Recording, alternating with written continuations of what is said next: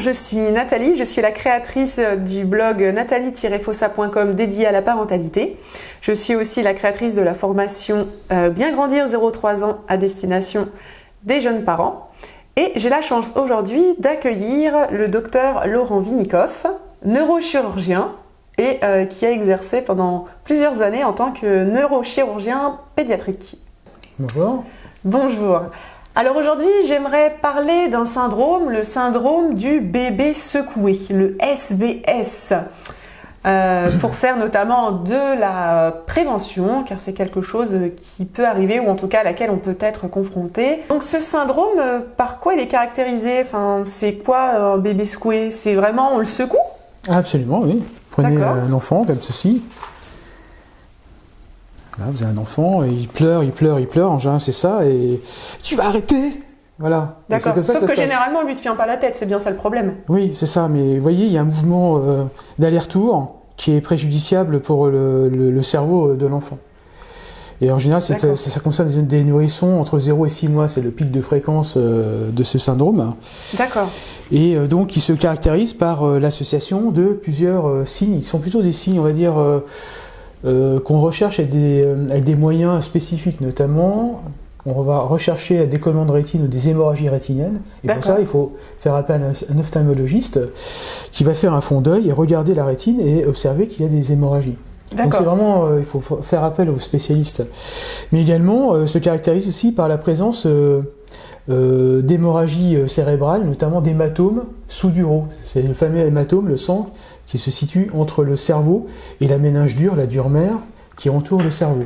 Donc si je comprends bien, il y a des vaisseaux qui se trouvent dans le cerveau ou qui entourent le cerveau, qui par cette action, en fait, le cerveau va se retrouver secoué dans le crâne, et du coup ces vaisseaux vont se briser, et en fait le sang s'écoule dans la boîte crânienne, si je résume. Exactement, oui. J'ai fait un petit schéma pour essayer de vous résumer, je ne sais pas si vous voyez bien. C'est la méninge, c'est une enveloppe, une méninge qui entoure le cerveau, qui protège le cerveau. Et ici, vous avez le cerveau. Et là, j'ai représenté, donc c'est une coupe, deux grosses veines qu'on appelle des sinus. Donc, c'est des grosses veines qui sont très importantes parce que c'est ces veines-là qui vont drainer le sang veineux du cerveau. Donc, tout le sang dans lequel il y a des déchets, du gaz carbonique, va être jeté dans ces deux grosses veines qui ensuite vont partir vers la veine jugulaire, le cœur, etc. D'accord. Or, il faut savoir que ces gros vaisseaux, ces sinus, recueille le sang veineux du cerveau. C'est ce que j'ai dit, par des petites veines qu'on voit ici, des veines ponts.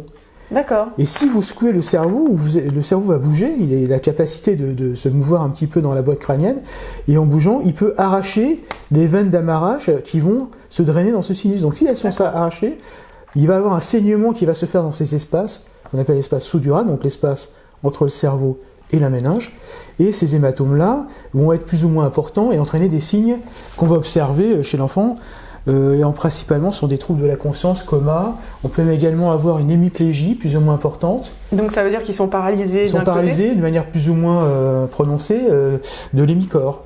Donc la moitié latérale d'une partie du corps. Exactement, et ils souffrent également de ce qu'on appelle un syndrome de l'hypertension intracrânienne, c'est-à-dire qu'ils ont des troubles de la conscience, nausées, vomissements, les yeux en coucher de soleil, ils sont comme ça, ils louchent comme ça, et ils ont des troubles de la conscience, donc c'est déjà des signes de gravité. Mais le syndrome en lui-même, c'est hémorragie rétinienne. Donc au niveau de l'œil. De l'œil, et le sang autour du cerveau, donc soit bilatéraux ou unilatéral, ça dépend. Donc c'est l'association de ces deux symptômes qui caractérise ce syndrome du bébé secoué. Auquel on peut rajouter également l'œdème cérébral.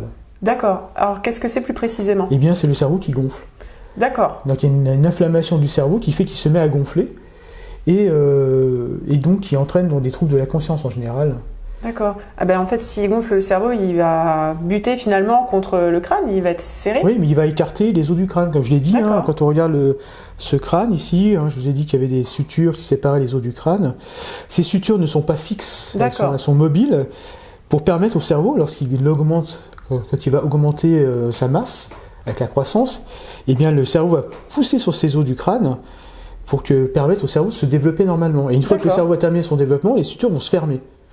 D'accord ? Et donc, quand il y a un œdème cérébral, les os du crâne vont s'écarter, et c'est un des signes de l'hypertension intracrânienne. Vous allez avoir une disjonction des sutures, les sutures vont s'écarter, et vous pouvez passer le doigt dessus, vous sentez l'écartement des sutures. D'accord. Vous allez sentir la fontanelle qui va être bombée, parce qu'il y a de la pression à l'intérieur du crâne.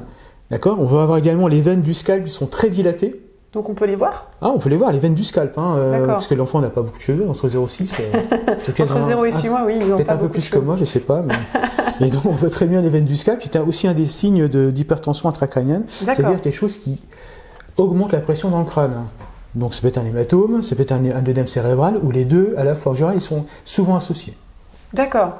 Alors du coup, par rapport à ces situations dans lesquelles on peut être amené à ce qu'il y ait ce syndrome de bébé secoué, moi je voulais faire un peu de prévention et aussi un peu, déculpabiliser si je puis dire, c'est-à-dire que de mes renseignements, ce que je me suis rendu compte, c'est que le syndrome du bébé secoué, il pouvait en fait finalement arriver dans des situations soit avec les parents, qui n'arrivant pas à gérer une situation, arrivant à bout, vont prendre l'enfant et en désespoir vont le secouer en lui demandant notamment d'arrêter de pleurer, parce que c'est généralement le cas où l'enfant pleure, il s'arrête pas de pleurer, et donc le parent il est à bout, il n'arrive pas à comprendre ce qu'il arrive à l'enfant, ou du moins il n'arrive pas à répondre à son besoin, et donc du coup il va le secouer comme ça, la tête va faire ce mouvement-là. Et donc c'est là qu'on va voir les symptômes que tu as décrits. Les lésions aussi, on peut avoir des lésions du rachis cervical, parce que la tête, comme j'ai dit, elle est beaucoup plus lourde par rapport aux autres membres du corps. Et donc si vous faites ce mouvement-là, la tête, elle ne tient pas. À 3 mois, on commence à avoir un tonus au niveau du port de la tête. Et donc on peut imaginer également aisément qu'on peut avoir des lésions du rachis cervical, mais surtout de la moelle épinière. D'accord. Donc ça voudrait dire que l'enfant pourrait être paralysé? Oui, il pourrait être tétraplégique. Donc c'est-à-dire qu'il ne peut plus du tout bouger ses membres? Voilà, il est paralysé complètement des 4 membres. D'accord. Oui, c'est pas très réjouissant comme vision de l'avenir. Oui, il peut même d'ailleurs décéder brutalement lors de ces mouvements-là. D'accord. Parce qu'on peut avoir... La tête bouge, et donc on peut avoir des lésions pas de section, mais d'étirement du tronc cérébral. Le tronc cérébral, c'est ce qui supporte le cerveau. D'accord. Et donc à l'intérieur de ce tronc cérébral, il y a des neurones qui permettent d'éveiller le cerveau. Et si vous lésez ces neurones, en secouant, ou en tapant, ou en faisant un hématome, ou quoi que ce soit, quelle que soit la lésion, eh bien on entraîne un coma, une mort. Et on peut avoir une mort subite, comme ça en secouant l'enfant. D'accord. Donc on pourrait avoir même une mort subite du nourrisson suite à un moment où on a secoué l'enfant, mais l'enfant paraissait entre guillemets normal, et puis plus tard, le lendemain, dans la nuit, il pourrait décéder. Alors c'est une cause de mort subite du nourrisson, oui. D'accord. C'est une cause identifiée, parce qu'en général, on a beaucoup de mal à savoir pourquoi il y a une mort subite du nourrisson. À tel point qu'on fait des autopsies pour savoir ce qui s'est passé. D'accord. Alors moi, ce qui m'a aussi interpellée, c'était là où je voulais un peu, entre guillemets, déculpabiliser les parents, même si les conséquences de ce geste, on le comprend, sont extrêmement graves, et le pronostic vital de l'enfant, il est engagé. C'est vraiment très très grave. C'est que dans mes recherches, j'ai vu que ça concernait vraiment toutes les catégories socio-professionnelles, et il y avait finalement pas plus de milieux qui étaient concernés que d'autres. Ça peut être des parents de 30 ans, 40 ans qui ont une très bonne situation, et que ça n'avait rien à voir avec en fait la situation sociale de la famille. J'ai aussi vu dans mes recherches que les situations de bébés secoués aussi pouvaient arriver au domicile des assistantes maternelles, qui sont seules en fait à garder plusieurs enfants, et que du coup sans relais, à un moment où elles pourraient être aussi à bout avec plusieurs enfants, à secouer l'enfant. Et donc il y avait aussi des cas notamment au domicile de la garde des enfants, quoi. Donc effectivement, je pense que ce qui est important à rappeler en termes de prévention, c'est que quand on sent que la pression est en train de monter, il vaut mieux peut-être même laisser le bébé pleurer pour ce coup-là dans un endroit où il est sécurisé, soit dans son lit, et aller se calmer, respirer et faire un tour en expliquant à l'enfant que là on n'en peut plus, qu'on comprend pas, qu'on n'en peut vraiment plus et qu'il faut qu'on aille respirer. Mais au moins il est en sécurité, et nous on va pouvoir reprendre nos esprits et plus être dans un fonctionnement entre guillemets plus contrôlé. Oui, voilà, c'est ça, on est un peu en mode survie, l'émotionnel et le réactionnel a pris le pas sur nos actions conscientes, et donc du coup c'est là où on risque d'être amené à secouer ce bébé qui, là, les conséquences peuvent être vraiment fatales. Il faut quand même noter qu'il y a quand même entre 20 et 40% de mortalité quand même. Oui, justement, c'était là où je voulais en venir, c'est la gravité de ce geste. Qu'est-ce qu'on a un petit peu comme chiffre? Soit vous avez c'est le décès dans 20 à 40% des cas. Donc 20 à 40% des cas, le bébé peut mourir sur l'instant? Il peut mourir soit dans l'instant ou un peu plus tard, de manière différée, pour les raisons que j'ai expliquées précédemment. Mais également, on peut avoir des séquelles neurologiques graves, plus ou moins graves. On a toutes les couleurs de l'arc-en-ciel. On peut avoir une cécité. Donc il ne voit plus. Voilà, soit monoculaire ou biculaire, bilatéral, pardon. Donc de un ou deux yeux. C'est ça. Voilà. Également, il peut également présenter des crises d'épilepsie. D'accord. Soit généralisées ou partielles. La différence entre il y a une perte de crédence et d'autres, ça n'a pas. Il peut également avoir une hémiplégie. Qui reste donc, on a la moitié du corps qui est parasite, qui ne bouge pas. D'accord. On peut avoir des troubles psychomoteurs, donc du développement psychomoteur, troubles du langage. Troubles du tonus, donc c'est ce qui rentre dans le cadre des retards psychomoteurs. Et donc c'est à peu près les principales séquelles qu'on peut avoir. Il faut savoir également qu'il y a un tiers des enfants qui récupèrent totalement. D'accord. En tout cas, voilà, des lésions qu'on a pu observer. Et je ne dis pas quel est le développement après de l'enfant. Après c'est ce que c'est. En gros, on arrête son développement au stade où il a été secoué quasiment. C'est ça, oui. Il peut même régresser. Hein. D'accord. Il peut même régresser. Un enfant qui était en pleine évolution, il peut soit stagner ou régresser.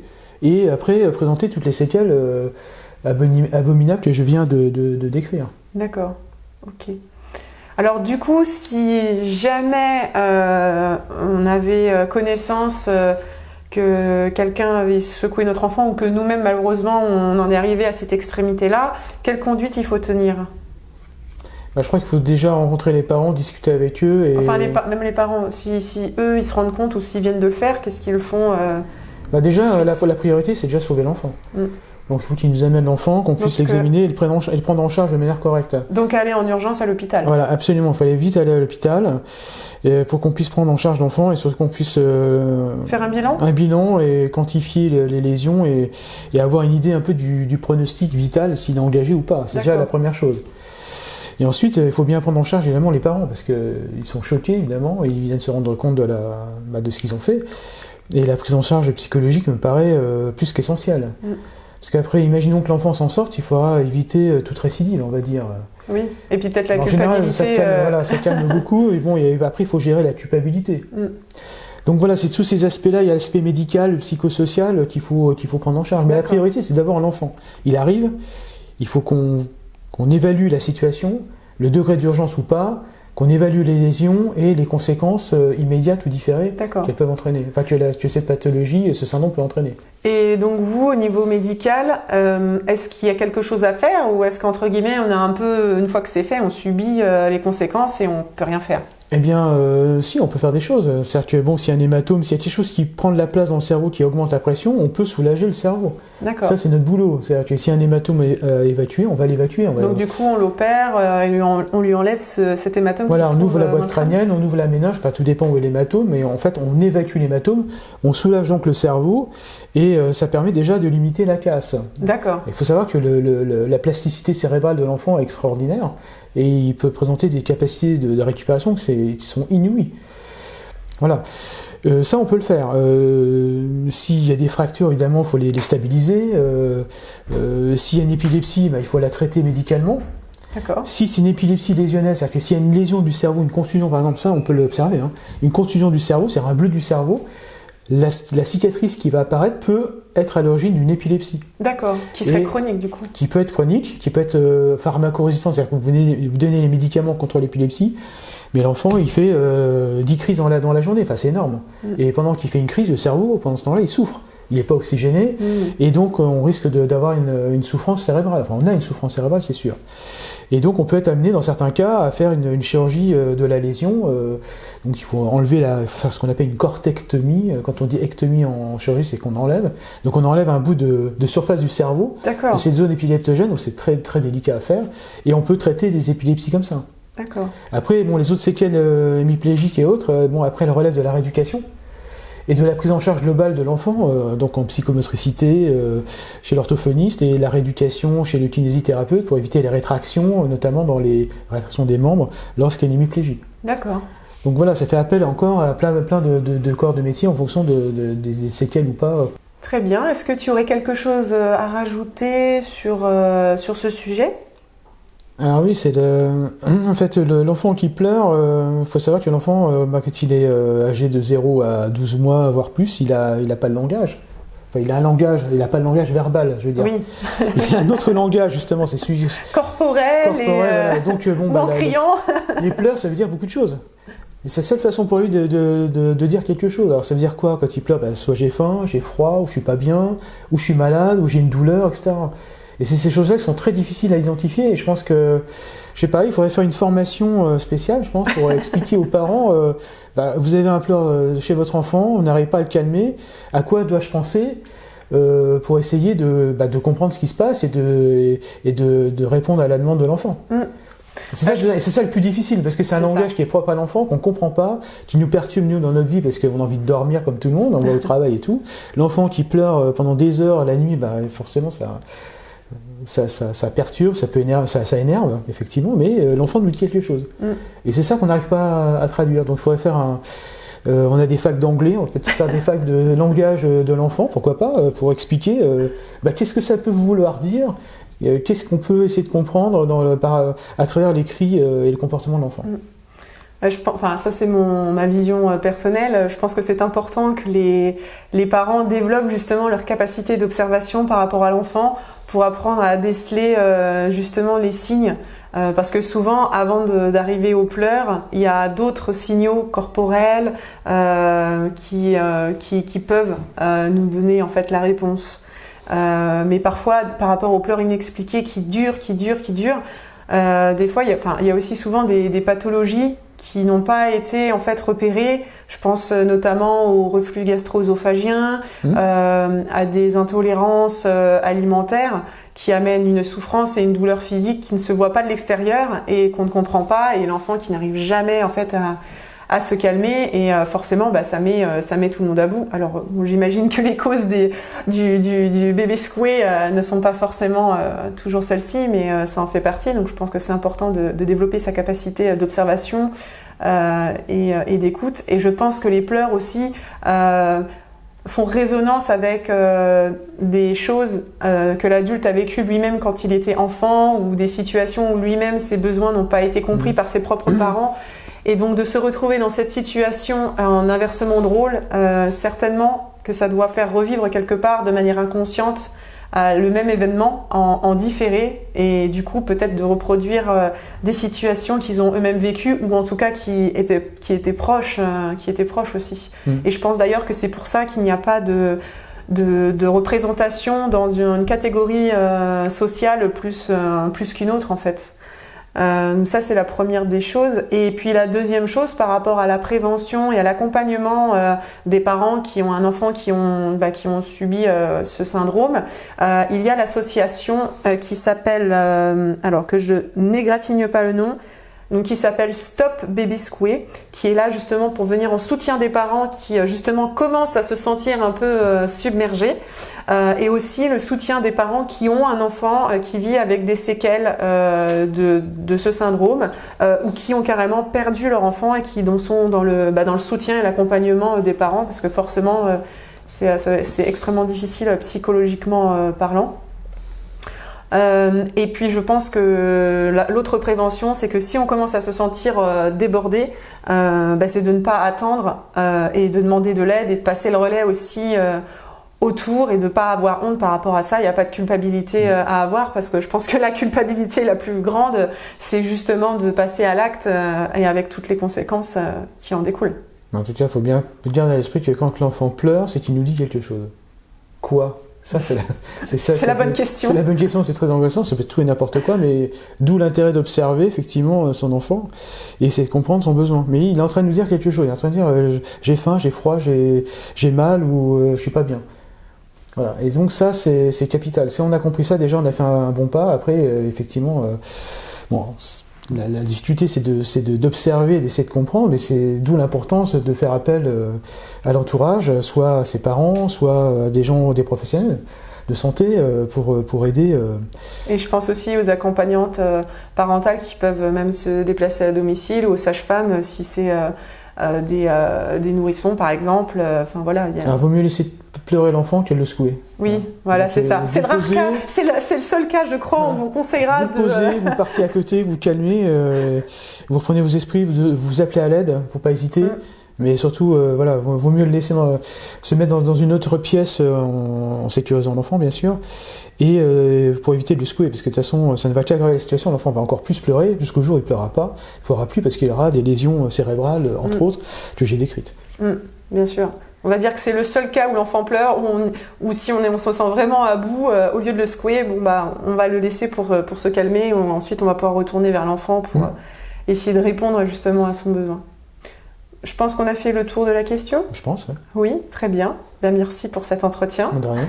Si vous souhaitez en savoir plus sur la parentalité, vous pouvez consulter mon blog nathalie-fossa.com. Vous pouvez également me suivre sur les réseaux sociaux à Nathalie Fossa. Et je vous dis à très bientôt dans une nouvelle vidéo.